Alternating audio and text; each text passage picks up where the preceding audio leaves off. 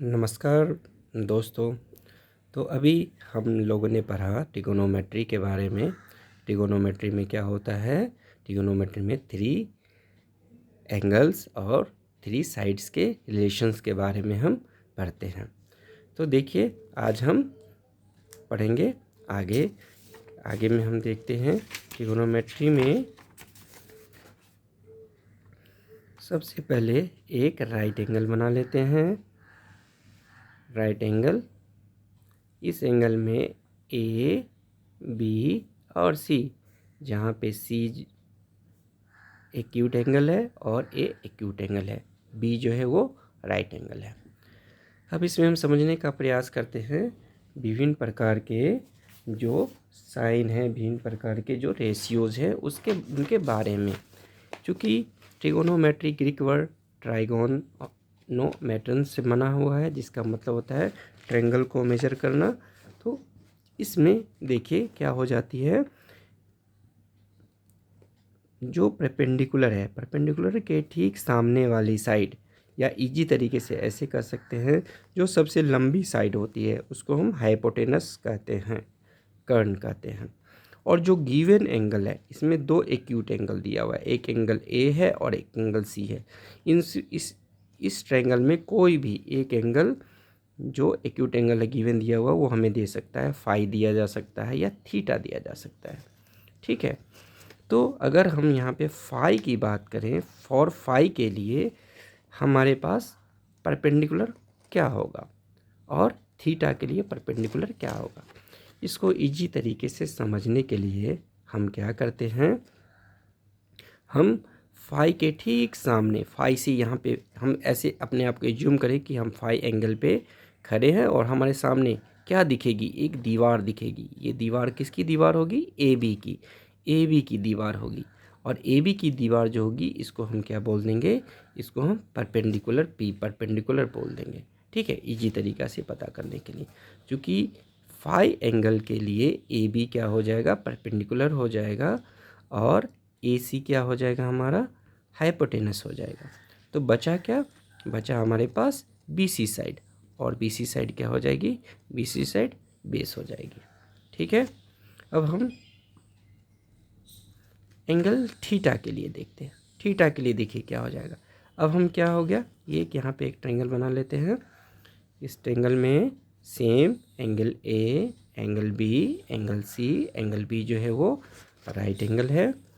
अब चूँकि angle A हमारा थीटा था, तो थीटा पे खड़े होके हम देखेंगे कि हमारे सामने में किसकी साइड पड़ रही है, कौन सी साइड है। तो साइड हमारी बी सी दिखी, बी सी डी दिखी, तो बी सी हमारे लिए क्या हो जाएगा? बी सी इस केस में हमारे लिए परपेंडिकुलर या लंब हो जाएगा। बी सी हमारे लिए क्या हो जाएगा? लंब हो जाएगा। सेम सबसे बड़ी साइड क्या है? सबसे बड़ी साइड ए सी है, या 90 डिग्री के ठीक सामने की साइड कौन सी है? ए सी। तो ए सी साइड हमारे लिए क्या हो जाएगा? ए सी साइड हमारे लिए हाइपोटेनस हो जाएगा, इसे हम कर्ण कहते हैं। और बच गई कौन सी साइड? साइड हमारी ए बी बच गई। इस केस में ए बी हमारे लिए क्या बन जाएगा? इस केस में ए बी हमारे लिए बेस बन जाएगा, जिसको हम आधार कहते हैं।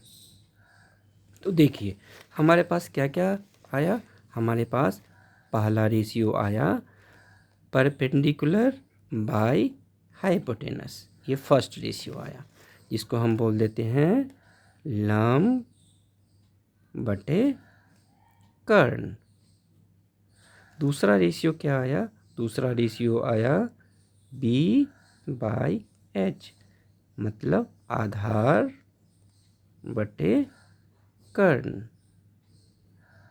और तीसरा रेशियो क्या आया? पी बाई बी, इसी को हम बोल देते हैं लंब बटे आधार। ये तीन रेशियो हमारे पास आई। तो त्रिकोणमिति में, ट्राइगोनोमेट्री में, इस रेशियो को एक नाम दिया गया, जिसे आप साइन के नाम से जानते हैं, साइन थीटा, कॉस थीटा। तो देखिए यहाँ से देखिए, साइन जो होता है SINE, साइन। साइन क्या है? साइन कुछ नहीं है।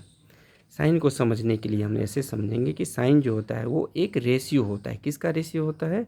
तो दो साइड का रेशियो होता है, जिसमें एक साइड क्या होती है? एक साइड लंब होती है, दूसरी साइड कर्ण होती है। एक साइड P होता है, दूसरा साइड H होता है। मतलब परपेंडिकुलर और हाइपोटेनस के रेशियो को हम क्या बोल देते हैं? साइन बोल देते हैं। और इसका शॉर्ट फॉर्म क्या होता है?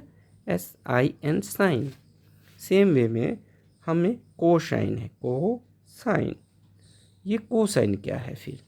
कोसाइन जो है वो हमारा आधार बटे कर्ण, जिसको हम B/H बोल देते हैं।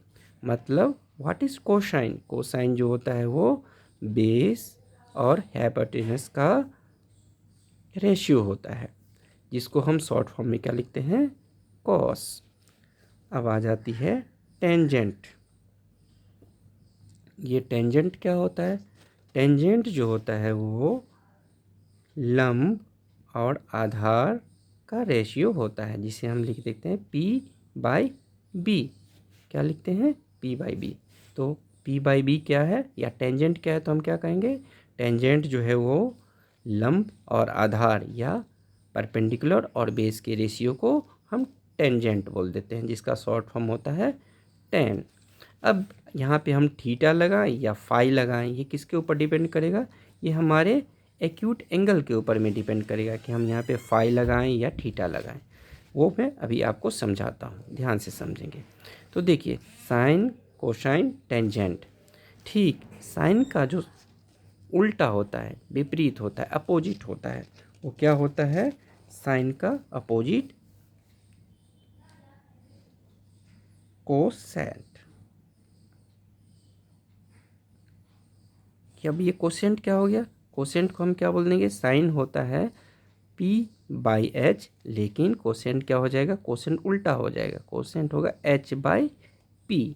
क्या हो जाएगा? इसका अपोजिट क्या हो जाएगा? अपोजिट। अपोजिट क्या हो जाएगा? H/P। तो हम H/P क्या बोलेंगे? हाइपोटेनस और परपेंडिकुलर के रेशियो को हम कोसेंट बोल देते हैं, जिसका कि शॉर्ट फॉर्म क्या होता है? कोसेक।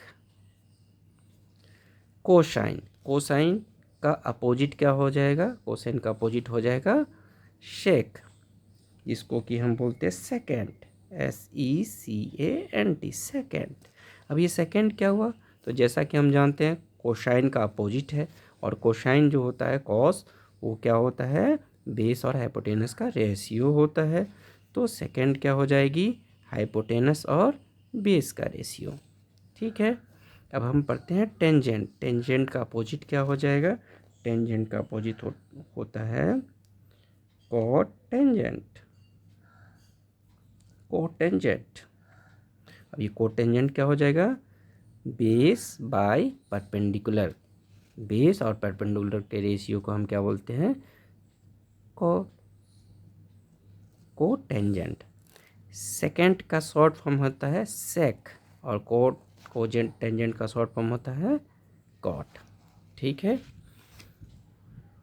इसको हम इजी तरीके से याद रखने के लिए क्या कर सकते हैं?